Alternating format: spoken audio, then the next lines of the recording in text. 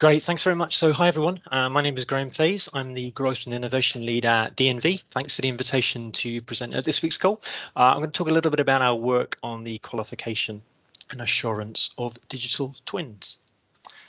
If I move to our first slide, very brief introduction to DNV. So we're an independent assurance and risk management company with multiple locations across the UK, with a specific focus on helping our customers manage the risk and complexity associated with the energy transition, specifically those risks associated with the ongoing decarbonisation and digitalisation strategies.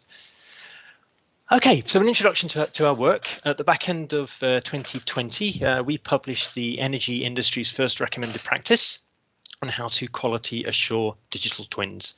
So a new RP methodology and framework, which we developed in collaboration with Technip FMC, aims to set a benchmark for the sector's various approaches to building and operating digital twin technology.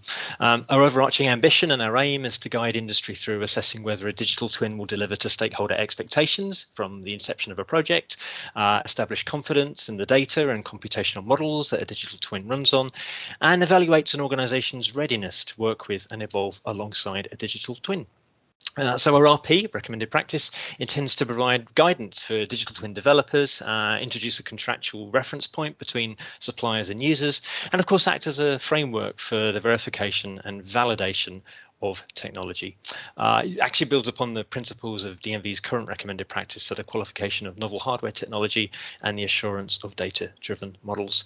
The method itself was enhanced and collaborated in a series of workshops with Aker BP, Kongsberg Digital, and many others, and validated through a global hearing process involving close to 50 organisations. Okay, so for the remainder of the presentation, I'm going to give a really quick overview of the methodology itself. In the methodology, we break the qualification and assurance process of the digital twins into four main parts. Functional assurance, which is the qualification and assurance of each individual functional element. Operational assurance, where we monitor the performance of a functional element and any changes to the physical asset to ensure that both the digital twin and the functional element remain qualified over time. I'll dive into what a functional element is in our parlance in the next slide. Platform assurance, where we assure that the platform that hosts the functional elements and shared services it provides are suitable for the intended purpose, and that the interaction between the functional elements is managed. And organizational maturity or capability assessment, where we assess the organization's tools, processes, competence, and capabilities associated with the development and maintenance of digital twins. So what's a functional element? Well, we introduce the concept of a functional element in our methodology in order to split the digital twin into more manageable parts, pieces or components, and we define a functional element as a part or a module of a digital twin with the purpose of supporting the user in making key decisions. So it's important to note that every functional element rests on its own domain, if you like. So by that we mean the key decisions, the quality indication, computational models, asset information models, data streams, and organizational elements such as people at work processes. So effectively elements that jointly determine and influence the performance of the functional element. Although of course there are some domain elements such as data, for example, which could be shared across multiple functional elements. The development of an FE itself will generally require multiple iterations to mature it to a point where there is a clear and common understanding between target users, stakeholders, senior stakeholders and management, and of course the development team. In our methodology, the overall qualification of a complete digital twin rests upon the qualification of each individual functional element composing said digital twin. So if I actually move to the next slide, talk a little bit about capability. We typically categorize those functional elements into different capability levels, where the capability itself increases with each level. So these levels are applied to each functional element. Each digital twin can contain multiple functional elements at any level. Typically two main categories of functional elements for a system. So the disconnected FE, which we show here as level 0 or standalone, where the system or asset itself does not exist or is under construction. So where the function element itself does not have a physical counterpart at that stage.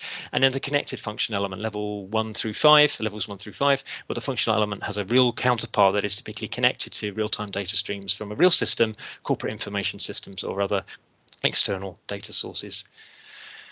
Talk a little about confidence levels. So the qualification and assurance process and efforts for a functional element depend really on the criticality of the decision and the functional element supports the business decision. So the criticality of a key decision is typically proportional to the combination of the potential consequence of an incorrect decision and then the likelihood of making that incorrect decision. The likelihood of making an incorrect decision isn't that easy a process to assess. Hence, our methodology actually uses two main factors as proxies, if you like. So the availability of corroborating information from multiple sources and the time available to critically evaluate the available information. The confidence level is then subsequently used to determine the applicable qualification and assurance requirements which the functional element is required to conform to. And yeah, typically the number of activities and the requirements increase with higher confidence levels.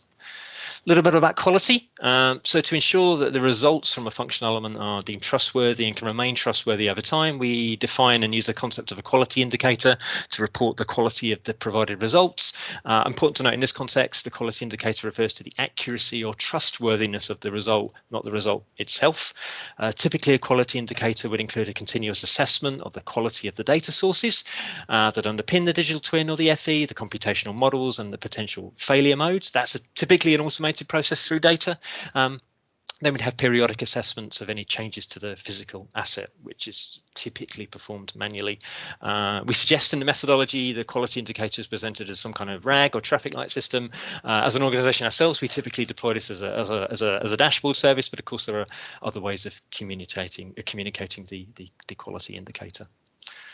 Almost there. Platform assurance. So the platform, of course, being the environment that hosts the various function elements that comprise the digital twin and provide the shared services and processes that are common to each element.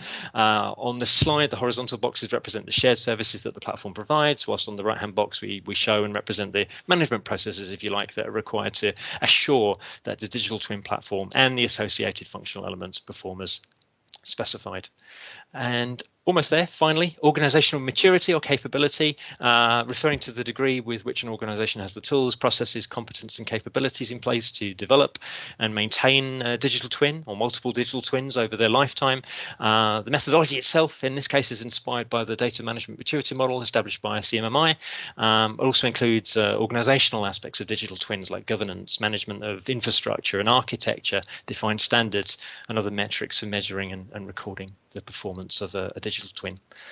This last slide shows the qualification process in its entirety, conscious it's quite detailed. But yeah, we really believe the methodology should be of hopeful interest to asset operators, system suppliers, independent verifiers, or even regulators. In terms of use cases within the UK, as an organisation, we're really excited to be working with other companies who are using our methodology to establish the basis for some early stage concepts, actually on some of the hydrogen engineering demonstrators that we see springing up across the UK, and that's something we're really excited about. Okay, so I'm conscious that's a really whistle stop to an overview of our work, hopefully within the time limit. Love to hear from anyone who has an interest in learning a little bit more or has an interest in our activities. Of course, feel free to head over to our website. I've posted some information also to the DT Hub. Please feel free to contact me there, or of course via email.